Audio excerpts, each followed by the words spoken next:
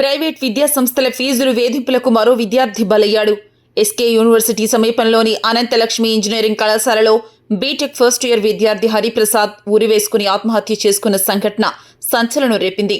కళ్యాణదుర్గం మండలానికి చెందిన హరిప్రసాద్ బీటెక్ మొదటి సంవత్సరం చదువుతూ ఉన్నాడు. కాలేజీ హాస్టల్ గదిలో అనుమానాస్పద స్థితిలో ఉరివేసుకున్న హరిప్రసాద్ ను తోటి విద్యార్థులు గమనించి పోలీసులకు సమాచారం అందించారు. అయితే పోలీసులు అక్కడికి చేరుకునే లోపు హరిప్రసాద్ ను ఆసుపత్రికి తరలించారు. విద్యార్థి హరిప్రసాద్ మొబైల్ పూర్తిగా పగిలిపోవడంపై కూడా అనుమానాలు వ్యక్తం చేస్తూ ఉన్నారు. విషయం తెలుసుకున్న తల్లిదండ్రులు, బంధువులు ఆసుపత్రి వద్దకు చేరుకుని బోరున విలపించారు. గత కొన్ని రోజులుగా కళాశాల యాజమాన్యం ఫీజుల కోసం తీవ్రంగా వేధింపులకు గురిచేస్తూ ఉన్నారని వారు ఆరోపించారు. ఇటీవల ఫీజు మొత్తం చెల్లించామని, ఇక 30,000 మాత్రమే చెల్లించాల్సి ఉందన్నారు.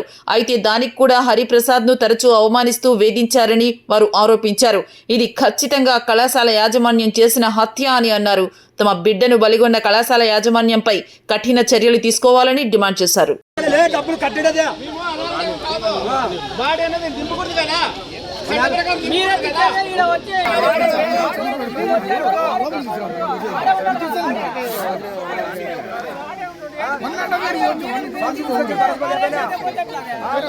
కష్టపడలే డబ్బులు కట్టడదే బాడీ అనేది దింపకూడదు కదా. మీరే వచ్చే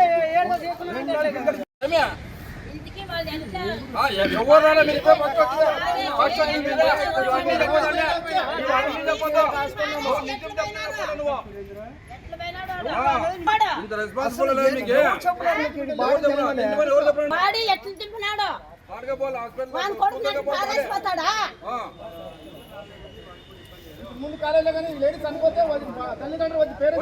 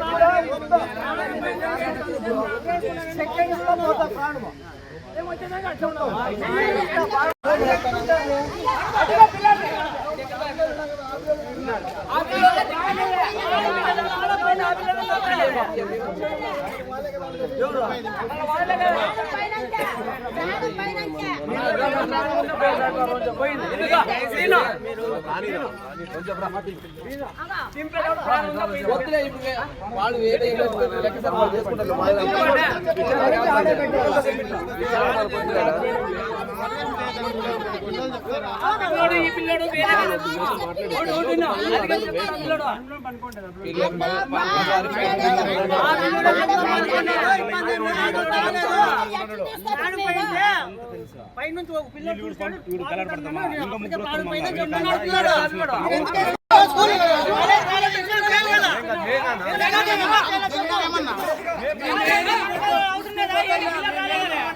మేనేజ్మెంట్ రూమ్ లో కనుక్కోకుండా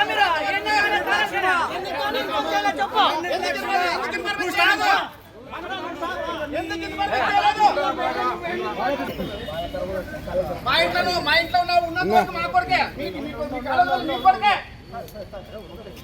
చెప్పాలి కదా.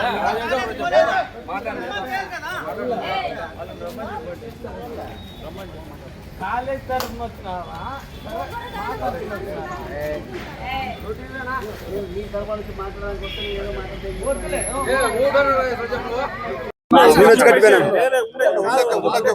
హాస్పిటల్ కి మేము 60 కిలోమీటర్ దూరంలో మేము 40 నిమిషాల్లో వచ్చినాం సార్. 40 నిమిషాల్లో వచ్చినామండి. వీళ్ళకి 1.5 గంట అయింది మేము వచ్చి. 1.5 గంటల సేపు నుంచి ఆయన హాస్టల్ పీడీ అంట ఆయన వచ్చాడు. అప్పటి నుంచి ఫోన్ చేసిన 10 కిలోమీటర్ లోపల ఇటు రాకూడదా, 1.5 గంట అయింది. వీళ్ళు పోలీసు వాళ్ళు దింపుతున్నారు ఇంతమంది. అప్పుడు స్టార్టింగ్ లో కానిస్టేబుల్ ఉన్నారు, ఎస్ఐసార్ గారు వచ్చినారు. ఒక్కొక్కరు వస్తున్నారు, వాళ్ళు రావడం లేదు. వాళ్ళు రావు అనంతలక్ష్మి కాలేజ్ వాళ్ళు రావాలి కదా. వాళ్ళ రూమ్ లో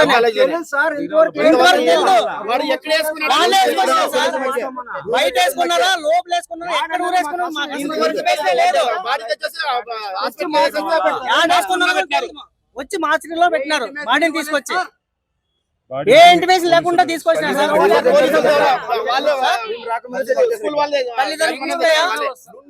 తల్లిదండ్రుల పేరు కిష్టయ్య, జి కిష్టయ్య, శారదమ్మ, జి శారదమ్మ. లేదు, ఎవరు ఏం చెప్పలేదు సార్, చెప్పలేదు. మేనేజ్మెంట్ కాల్ చేసి చెప్పలేదు. వాళ్ళు ఒక ఫ్రెండ్స్ నుంచి మళ్ళీ వాళ్ళ బ్రదర్ ఉన్నాడు, ఏదైతే పిల్లోడు చనిపోయినాడో వాళ్ళ బ్రదర్, వాళ్ళ ఫ్రెండ్స్ కి అట్లా టచ్ లో ఉన్నారు కదా మామూలు ఇందుకు ముందు, వాళ్ళ నుంచి అట్లా పోయింది, ఫ్రెండ్స్ నుంచి పోయింది అంతే. కాలేజీ యాజమాన్యం నుంచి రాలే, ఫోనే ఇంటిమేషన్ రాలే. బెంగళూరులో బేల్దార్ పని చేస్తున్నారు సార్.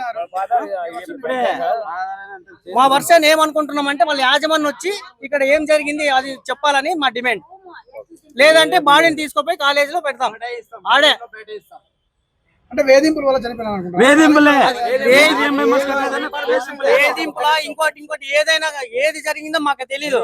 వాళ్ళు ఇక్కడికి వచ్చి చెప్పాలా. ఇంతకుముందు అయితే చెప్పాడు కానీ తోటి విద్యార్థులు గానీ చెప్తున్నారు అక్కడే ఊరేసుకున్నాడు, మేము ఈ రోజు కాలేజీ రాలేదు, వాకులు పగలగొట్టి పైన ఎక్కి చూసినారంట. అది ఎక్కడ ఎక్కి చూసినారు కూడా తెలీదు. మాకు కానొచ్చింది, కింద డోర్ పగలగొట్టి చూసినాం, మేమే దించినాము. వాళ్ళు చెప్తున్నారు ఎక్కడ ఊరేసుకున్నాడు, ఏం జరిగిందనేది తెలియదు మాకు అసలు. కనీసం ఒక స్టూడెంట్ కాలేజీకి పోకుంటే వాళ్ళు ఒక ఏదైతే వాళ్ళు స్కూల్ టీచర్ ఉన్నారో లేకుంటే వాళ్ళు యాజమాన్యానికి ఇంటిమేషన్ ఇవ్వాలి కదా, ఈ రోజు మీ అబ్బాయి కాలేజీకి రాలేదని. ఇవాళ వద్దా మీరే చెప్పండి. జరిగిందో తెలుసు సార్. నా కొడుకుని తీసుకొచ్చాడు పరేసారు సార్. మేము రాకపోయింది నిలుపుకోరు కదా సార్ వాళ్ళు. మేము వచ్చినాక వాళ్ళు మేము చూసినాక ఇప్పల్లా అదేం సార్ అది అంటే వాళ్ళు కాదు సార్. ఇప్పుడు దానికి అర్థం ఏం సార్, వాళ్ళు వేసినారా లేక మేము మా పిల్లడు వేసుకున్నాడా, మాకు బడ్జెట్ కావాలి తెలిసాలి కదా సార్. మాది కళ్యాణ పక్కన దొడగట్టు సార్. మాకు కూడా ఫోన్ చేయలేదు సార్, బీటెక్ చేస్తున్నాడు సార్, ఫస్ట్ ఇయర్ సార్. ఏం లేదు సార్, రాత్రి ఫోన్ చేస్తున్నారు సార్, 9 గంటలకు ఫోన్ చేస్తే నన్న డబ్బులు ఉండవంటే నన్ను పెద్ద 500 ఉంది పెద్ద సార్లే ఆధార్ వస్తాను పెద్ద అన్నాడు. అంతవరకే సార్, ఇంకేం అడగలేదు సార్. పిల్లడు ఫీజు కూడా అంత నేను కట్టేసిపోయినాను, 65,000 ఫీజు కట్టాలంటే 65,000 కట్టేసిపోయినాను సార్. అదే ఎట్లా పగిలిపోతుంది సార్, సెల్ ఎట్లా పగిలిపోతుంది సార్. సిమ్ ఇరిపోయిందంటే ఏళ్ళు నాటకాలు చేస్తున్నారు సార్ ఇక్కడ. ఇప్పుడు పిల్లడు సిమ్ పగలగొట్టాల్సిన అవసరం ఉంది. 1.5 గంట ఇక్కడైతే ఎవరు వాళ్ళు ఫీజులు అయితే కట్టండి అన్నారు. మేము ఈ రోజు సార్ ఒక వారం టైం అన్నారు సార్. అంటే లేదు మేము ఈ రోజు కట్టకపోతే మీ పిల్లల్ని రేపు బయటకు పంపిస్తాము అన్నారు సార్. అది అన్న తర్వాత నేను ఆ రోజు తిరిగిన పద్దే బైక్ కుదిరి పెట్టి నేను డబ్బులు తెచ్చి కట్టినా సార్. వాళ్ళకి ఎంత 30,000 సార్. లాస్ట్ ఫీజు 30,000 కట్టా సార్. లాస్ట్ ఫైనల్ ఫస్ట్ 35 కట్టాను, లాస్ట్ 30,000 కట్టాలా. అది కట్టి లాస్ట్ అంత క్లోజ్ చేసాను సార్. ఫీజు కట్టించినా కూడా ఏం సార్ ఇట్లా జరుగుతుంది. పిల్లల్ని బయటకు పంపించేది, ఫీజు కట్టకపోతే మీరు బయటకు పండి అనేది